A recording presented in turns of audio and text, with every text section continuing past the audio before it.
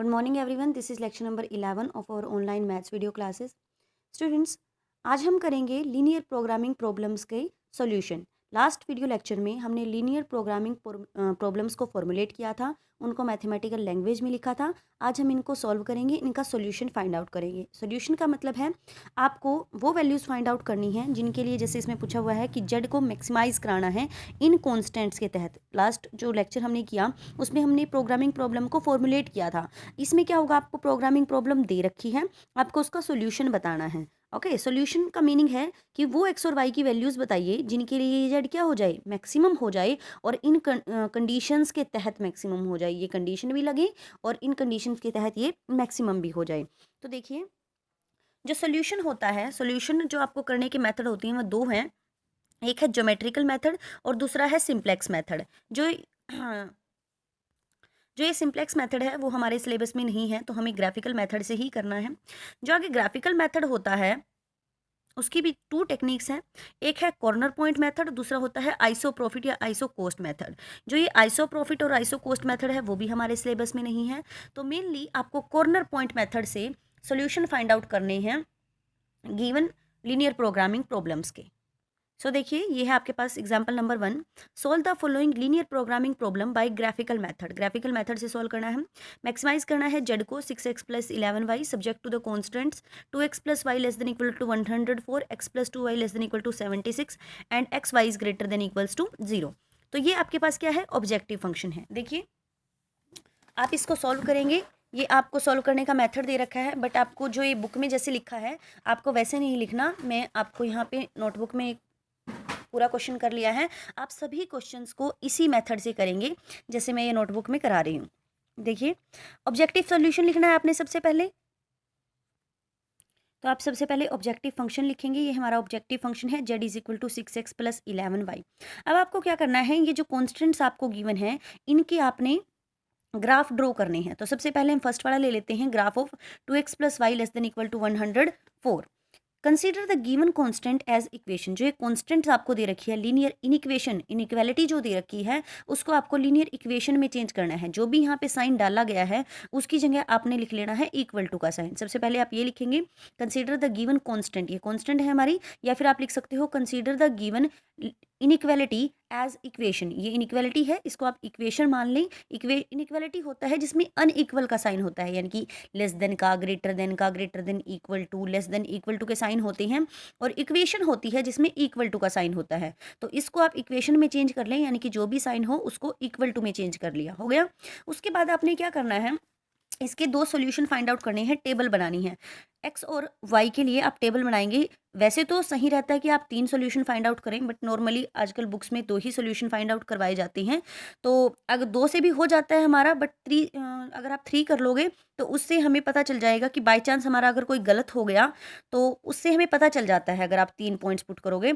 Otherwise 2 point को put करने से तो लाइन हमेशा ही बन जाती है, आपको आपकी मिस्टेक का पता नहीं लग पाएगा। तो अगर पॉसिबल हो तो आप 3 सॉल्यूशन इसके फाइंड आउट किया करें, बट अदरवाइज काम तो हमारा 2 से भी चल जाता है। तो देखिए, इसके लिए क्या करोगे आप, यहाँ पे एक बार क्या करें, वैसे तो कोई भी सॉल्यूशन लिख लीजिए, कोई दिक्कत नहीं है, बट सबसे जो इजी मेथड है सॉल्यूशन लिखने का वो क्या है, एक बार x को 0 रख लीजिए। यहाँ पे अगर आप x को 0 रखोगे तो ये खत्म, y की वैल्यू कितनी आ जाएगी, 104।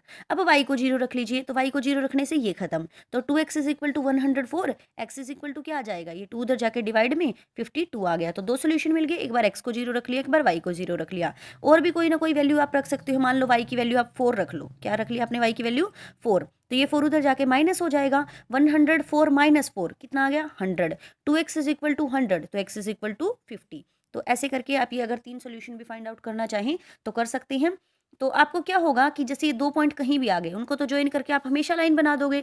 बट अगर ये थर्ड पॉइंट इस लाइन में नहीं आता, कहीं और आ रहा है, जैसे एक पॉइंट ये हो गया, एक ये हो गया, एक ये हो गया, अभी ये तीनों से जाने वाली लाइन तो नहीं बनती, हमें पता चल जाएगा कि इनमें से कोई ना कोई जो पॉइंट है वो गलत है और आप उसको रीचेक करोगे। लेकिन अगर मान लीजिए आप, एक गलत पॉइंट है आपका और एक सही पॉइंट है, तो उनसे तो लाइन आपकी बन ही जाएगी। 2 पॉइंट से तो हमेशा कोई ना कोई लाइन पास करती ही है, तो उसमें आपको अपनी मिस्टेक का पता नहीं चल पाएगा।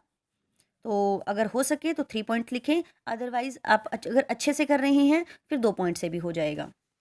अब देखिए, आपको क्या करना है, यहाँ पे जो जिसका हमने ग्राफ ड्रॉ किया था इनइक्वालिटी का, उसके अंदर एक्स को 0 रखना है, वाई को 0 रखना है, तो एक्स को 0 रख दीजिए, वाई को 0 रख दीजिए, ये बन गया पूरा 0 लेस देन इक्वल टू 104। 0 लेस है 104 से, ये ट्रू है, 0 छोटा होता है 104 से, तो विच इज़ ट्रू। तो शेडेड पोर्शन जो होगा वो टुवर्ड द ओरिजिन आएगा, ओरिजिन की तरफ। आपने 11th क्लास में 6th चैप्टर में यही सब किया है, बिल्कुल। वहाँ पे एक इनइक्वालिटी दी जाती थी, उसका ग्राफ ड्रॉ करते थे। यहाँ पे क्या होगा, आपके पास कहीं कहीं इनइक्वालिटी होंगी, सबका इकट्ठे ग्राफ आपने ड्रॉ करना है। लेकिन अगर स्टूडेंट्स देखिए, आप इसमें 0 0 नॉर्मली आप 0 0 ही पुट करते हो, बट अगर आपका यहाँ पे 0 रखने से वाई भी 0 आया हुआ हो, मतलब जो ये टेबल आपने बनाई थी, अगर वो लाइन 0 0 से ही पास कर रही हो, फिर आप 0 0 नहीं पुट कर पाओगे। वहाँ से आपको फिर कोई भी जो डिसीजन है वो नहीं ले पाओगे कि ट्रू होगा या फॉल्स होगा, फिर आपको कोई और पॉइंट पुट करना होता है। आप ये 11th क्लास में कर चुके हो, बट फिर भी देखिए, अगर मान लीजिए कि यहाँ पे 0 0 आ गया, आपका 0 0 आ गया, तो 0 0 आप इसमें पुट नहीं कर सकते, फिर कोई और पॉइंट पुट करना पड़ेगा। जैसे ग्राफ में देखिए, अगर कोई लाइन 0 0 से ही पास कर रही हो ऐसे, तो फिर आप क्या करोगे, या तो उस लाइन के ऊपर का या उस लाइन के नीचे का कोई और पॉइंट पुट करोगे। आप अगर अच्छे से देख पाओ कि कोई भी लाइन ले लीजिए, कोई भी पॉइंट ले लीजिए, मान ली ये पॉइंट है, मैं इसको आइडेंटिफाई कर सकती हूँ कि इस पॉइंट की एक्स क्या है और इस पॉइंट का वाई क्या है, तो ये पॉइंट आप पुट करके देखेंगे उस लाइन की इक्वेशन में। इस पॉइंट को पुट कर दीजिए, अगर वो उसको ट्रू आता है तो टुवर्ड दिस पॉइंट, इस पॉइंट की तरफ होगा आपका शेडेड रीजन, और अगर फॉल्स आता है तो इस पॉइंट से दूसरी तरफ होगा, यानी कि ऊपर की तरफ चला जाएगा फिर शेडेड रीजन। अब देखिए जो सेकंड था इसका, x plus 2y less than equal to 76, इसमें भी consider the given constants as equation, इस कॉन्स्टेंट को इक्वेशन मान लो, ये बन गया x plus 2y equals to 76। अब इसका ग्राफ बना लीजिए, एक बार x को 0 रख दीजिए, x को 0 रख दोगे 2y is equal to 76, y की वैल्यू आ गई 38। एक बार y को 0 रख दीजिए, y को 0 रखने से ये खत्म, तो x इज इक्वल टू 76 आ गया। अब इसमें 0 0 तो नहीं आया, तो आप ओरिजिन पुट कर सकते हो इसके अंदर शेडेड पोर्शन देखने के लिए। तो put x is equal to 0, y is equal to 0 in second, तो x 0 y 0 पूरा 0 हो गया, 0 is less than equal to 76। ये क्या है, ट्रू। 0 छोटा होता है 76 से, ट्रू है। Then the shaded portion is toward the origin, जो इसका शेडेड पोर्शन आएगा इस लाइन का, वो भी ओरिजिन की तरफ होगा, ओरिजिन की तरफ इसका शेडेड पोर्शन आपने ड्रॉ करना है। उसके बाद था जो नॉन नेगेटिव रिस्ट्रिक्शंस हैं, x greater than 0 and y greater than 0। तो पहला है graph of x greater than equal to 0। क्या मतलब होता है कि x greater than equal to 0 है, यानी कि x पॉजिटिव है, x नेगेटिव नहीं है, तो इसको आप ये लिखोगे, the constant x greater than equal to 0 represent the closed half plane on the right of y axis, y axis की राइट हैंड साइड पे। देखिए ये y एक्सिस होता है हमारा, y एक्सिस की जो राइट हैंड साइड है, ये वाली साइड है, यहाँ पर x पॉजिटिव होती है, ग्रेटर देन इक्वल टू 0 होती है, और उधर वाले में x नेगेटिव होती है, लेस देन 0 होती है। तो इसको आप लिखोगे कि closed half plane on the right side of y axis, ये वाई एक्सिस है, वाई एक्सिस के राइट साइड पे, इधर इस वाली साइड पे, ये रिप्रेजेंट करता है कि x greater than equal to 0 है, यहाँ पे 0 से बड़ा है, 0 है या फिर 0 से बड़ा है। अगला था आपके पास the graph of y greater than equal to 0। ये क्या है, y greater than equal to 0, यानी कि y क्या है, 0 या 0 से बड़ा है, यानी कि ये ऊपर वाला हो गया, और y लेस देन 0 बोल रहा होता तो नीचे वाला। तो ये y greater than equal to 0, यानी कि ये ऊपर वाला है। इसका मतलब क्या है कि ये एक्स एक्सिस के ऊपर वाला पोर्शन है, क्योंकि ऊपर वाले में, एक्स एक्सिस के ऊपर वाले पोर्शन में ही तो y पॉजिटिव है, एक्स एक्सिस के नीचे वाले पोर्शन में तो y नेगेटिव चला जाएगा। तो आप लिखोगे the constant y greater than equal to 0 represent the closed half plane above the x axis, x axis के ऊपर वाला जो होता है वो होता है y greater than equal to 0। अब देखिए यहाँ पे आप ग्राफ बनाओगे, ग्राफ के लिए सबसे पहले क्या था, x की वैल्यू 0 पे, y की वैल्यू 104। आप एक बार इन पॉइंट्स को देख लीजिए, आपको पता चलेगा कि हमें स्केल क्या लेना है। 0, 104, 52, 38, 76 ऐसी ऐसी वैल्यूज़ हैं, तो आप 20-20 का गैप ले सकते हो इसके अंदर। तो आप ग्राफ बनाओगे 20-20 का गैप लेके, देखिए 20, 40, 60, 80, 100, 120। यहाँ पे जो मैथ में आपको दे रखा है, यहाँ पे इन्होंने जस्ट पॉइंट को प्लॉट कर दिया और कोई भी स्केल वगैरह नहीं लिखा हुआ। तो आपको तो नॉर्मली स्केल लेके ही करना है, जस्ट हम जैसे 11th क्लास में ग्राफ ड्रॉ करते थे, या अब तक जिन क्लासेस में भी हमने ग्राफ ड्रॉ किए हैं 9th 10th में भी, तो वैसे ही नॉर्मली ग्राफ ड्रॉ होना है। 0, 20, 40, 60, 80, ऐसे ही यहाँ पे 20, 40, 60, 80। तो ये हो गया आपका 0 पे 104, x की 0 पे y का 104, तो x की 0 यहाँ है तो इसी लाइन पे रहेगा, y की वैल्यू 104। ये देखिए 104 कहाँ प्लॉट होगा, 100 से 120 के बीच में आएगा 110, 110 और 100 के बीच में आएगा 105, बस उसी के आसपास ये पॉइंट प्लॉट कर दीजिए, ये हो जाएगा 104। ओके, नेक्स्ट है आपके पास x के 52 पे y 0। एक्स का 52 वाई 0, वाई तो 0 है तो वाई तो यहीं इसी लाइन पे रहेगा। फिर एक्स का 52 देखना है तो 40 और 60 के बिल्कुल बीच में 50 के जस्ट आसपास ही बस आप उसके बीच में मिड देख के ही 52 कर दीजिए, इससे कोई इफेक्ट नहीं होता इतना खास। तो बस आप पॉइंट लिख लीजिए साथ के साथ। ये पॉइंट क्या है, ये था आपका एक्स की 0 पर वाई का 104। ये पॉइंट क्या है आपका, ये पॉइंट देखिए लिखा हुआ है 52,0। ओके तो ये पॉइंट आ गया आपका। तो इस पॉइंट को और इस पॉइंट को मिला दिया और ये हमने लाइन ड्रॉ कर दी। अब शेडेड पोर्शन क्या आया था इसका शेडेड पोर्शन आया था टुवार्ड्स द ओरिजिन की तरफ, यानी कि इधर ऐसे करके इसका शेडेड पोर्शन है। तो आप चाहें तो बस ये एक एरो भी डाल सकते हैं या थोड़ा सा इसको शेडेड पोर्शन करके दिखा सकते हैं। उसके बाद सेकंड लाइन क्या थी, सेकंड लाइन थी हमारे पास एक्स की 0 पे वाई 38 और एक्स के 76 पे वाई 0। एक्स के 0 पर वाई 38, एक्स का 0 वाई का 38 कहाँ मिलेगा आपको, ये देखिए 40 है तो 40 से जस्ट नीचे थोड़ा सा 38 आ जाएगा, तो यही पॉइंट होगा। उसके बाद दूसरा था एक्स के 76 पे वाई 0, एक्स का 76 कहाँ मिलेगा 76, ये देखिए ये 60 था ये 80 था, उसके बीच में होगा 70 और 70 और 80 के फिर बीच में होगा 75, तो जस्ट वहीं पे 75 के आसपास, मतलब उसी पॉइंट्स को आसपास 76 चाहिए आपको तो वो भी यहीं मिलेगा। तो ये देख लीजिए ये 76 हो जाएगा, ये पॉइंट हो गया आपका 76,0। ओके 76,0 ये हो गया आपका, ठीक है। तो यहाँ से भी शेडेड पोर्शन इसका भी टुवार्ड द ओरिजिन था, इसका भी shaded portion toward the origin. तो अब कॉमन पोर्शन कौन सा है, देखिए इस ये भी सारा शेडेड पोर्शन इधर वाला है, इसका भी ये शेडेड पोर्शन नीचे वाला है, इसके इधर ऐसे करके। तो कॉमन ये वाला जो पोर्शन है वो इस लाइन का भी तो, इसके भी तो शेडेड पोर्शन में ये सारा आएगा ना इधर वाला, फिर तो ये पोर्शन इसमें भी है और जो इस ये लाइन थी इसके भी शेडेड पोर्शन में नीचे वाला सारा आएगा, तो ये सारा, तो ये जो यहाँ पे बाउंडेड रीजन बना ये वाला ऐसे करके, ये हमारा बाउंडेड रीजन आ गया। ओके अब इसके कॉर्नर पॉइंट आपने उठाने हैं, इसके कॉर्नर पॉइंट को नाम दे दो, ये तो ओरिजिन होता है इसको तो ओ ही देना है। ये जैसे पॉइंट हो गया ए, ये ऊपर वाला पॉइंट हो गया बी और ये पॉइंट हो गया सी। अब ये सारे पॉइंट्स के कोऑर्डिनेट आपको निकालने हैं, ओरिजिन तो 0 0 होता है, ए ये आपने लिख ही दिया था जब आपने ड्रॉ किया था, यही पॉइंट आपने ड्रॉ भी किया था जब इस लाइन के साथ इस लाइन को मिलाया था। ये पॉइंट था 52 0 और ये पॉइंट था 0 38, आप साथ के साथ लिख रहे थे। ये पॉइंट हमें नहीं पता ये इस पॉइंट के कोऑर्डिनेट क्या है, तो आप इन दोनों लाइंस को सॉल्व करेंगे। ये देखिए ये किस लाइन का ग्राफ है, इस लाइन का, और ये किस लाइन का ग्राफ है, ये इस लाइन का, दोनों को लिख भी दीजिए। जैसे आप 10th क्लास में सॉल्व करते थे कोई भी मेथड लगाकर, चाहे एलिमिनेशन मेथड या सब्स्टिट्यूशन मेथड लगा के आप इनको सॉल्व करोगे। जैसे ये इक्वेशन है आपके पास x + 2y = 76 and 2x + y = 104, इन दोनों इक्वेशंस को आप सॉल्व करोगे और फिर वो पॉइंट जो आंसर आएगा फिर वो पॉइंट ये होगा। ये काम आपने रफ में करना है, इस क्वेश्चन में नहीं करना। सॉल्व करने के लिए बिल्कुल नॉर्मल वही तरीका है, जैसे ये 2x हो गया, इसको 2 से मल्टीप्लाई कर देते हैं, हमें कोऑर्डिनेट सेम बनाने होते हैं, सॉरी कोफिशिएंट सेम बनाने होते हैं। तो इसका कोफिशिएंट 2 है, उसका 1 था, तो ऊपर वाले को 2 से मल्टीप्लाई करोगे, नीचे वाले को 1 से मल्टीप्लाई करोगे, ऐसे चेंज करके मल्टीप्लाई कर लेते हैं। तो 2 यहाँ पे 2 2 जा 4 बन गए और इसको 2 से करोगे तो ये आएगा 8, 2 8 जा 16, नहीं 2 6 जा 12 था, ये 70, एक सेकेंड, ये आ जाएगा आपके पास 152 मल्टीप्लाई करके। ओके अब जस्ट सॉल्व कर दी, सब वो कर देते हैं, साइन चेंज कर देते हैं, माइनस यहाँ भी माइनस, 2x से 2x कैंसिल हो गया, ये बने थे 4y माइनस का y, ये हो गए 3y, ये 152 माइनस में 104 कितना आ जाएगा, ये आपके पास आएगा 48 माइनस करके इन दोनों को। सो y = 48/3 = 16, y की वैल्यू 16 आ गई, y की वैल्यू 16 इन दोनों में से किसी में भी पुट कर लीजिए, आपके पास सॉल्यूशन आ जाएगा। तो यहाँ पुट कर लेते हैं, 2x + y की वैल्यू 16 = 104, सो 2x = 104 माइनस में 16, 2x = ये आ जाएगा माइनस करके 88 एंड x = 88/2 = 44, तो ये आया आपके पास 44 और y की वैल्यू 16। तो ये वो पॉइंट है, ये वाला पॉइंट इन दोनों लाइनों के इंटरसेक्शन से बना था। इन दोनों लाइनों के, जिन भी लाइनों के इंटरसेक्शन से वो पॉइंट बना हो, उन दोनों लाइनों को सॉल्व करके ले आइए और ये पॉइंट हो गया हमारे पास 44,16।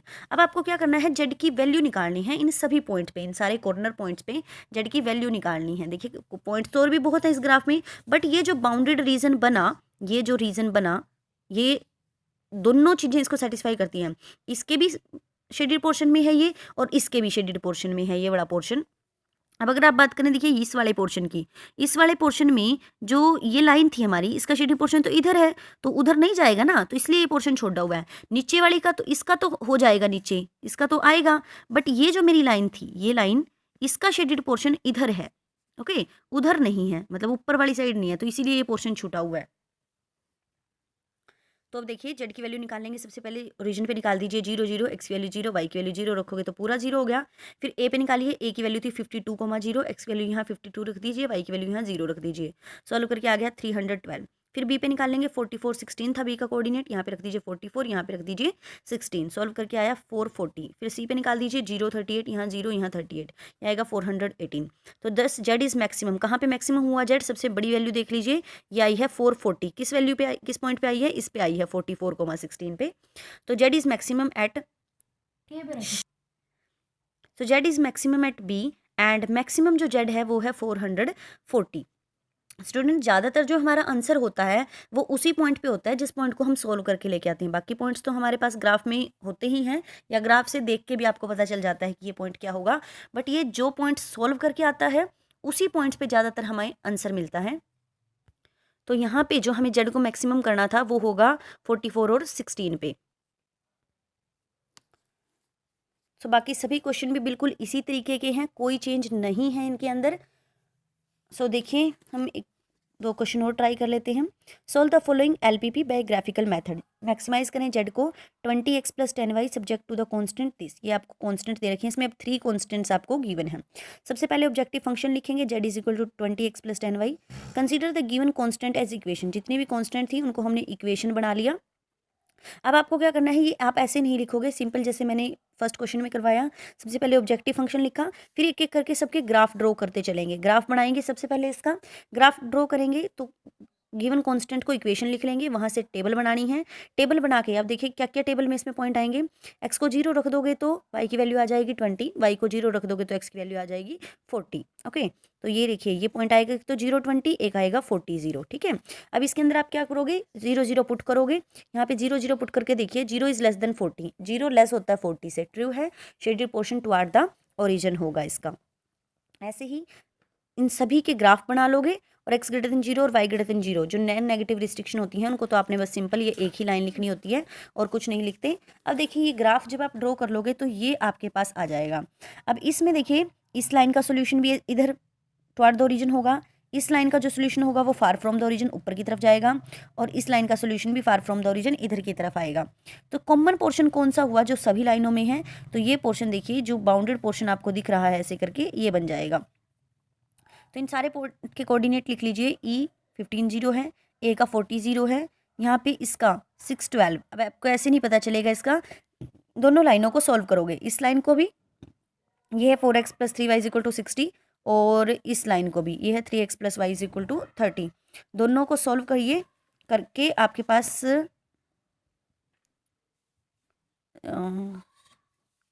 ये पॉइंट आ जाएगा। फिर ये पॉइंट कैसे निकाल लोगे ये भी देख लो, किन किन लाइनों से बना है। एक तो इसमें ये लाइन है और एक इसमें ये वाली लाइन है, तो दोनों की इक्वेशन आपको लिखी हुई है, दोनों इक्वेशंस को सॉल्व करोगे तो ये पॉइंट आ जाएंगे आपके पास। पॉइंट आ गए तो इन सभी पॉइंट्स को जेड में पुट कर देना है, और आपको पता चल जाएगा। मिनिमम ढूंढना था तो इनमें देख लीजिए सबसे छोटी वैल्यू कहाँ पे आई है, सबसे छोटी वैल्यू आई है आपकी 240 पर, और किस पॉइंट पर, ये पॉइंट है P 6,12।